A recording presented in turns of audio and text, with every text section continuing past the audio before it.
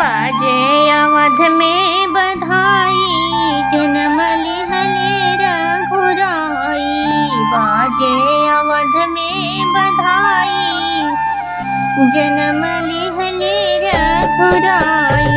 सब नर नारी सुमंगल गावे, सब नर नारी सुमंगल गावे। आरती करे हर साई, जन्म लिहले रघुराई।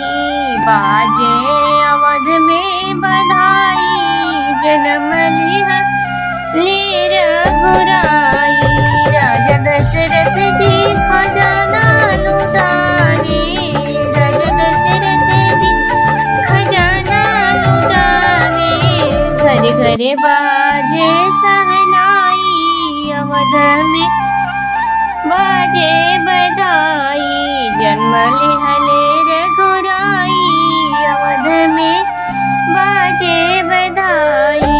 देव गगन से सुमन बरसावे, देव गगन से सुमन बरसावे।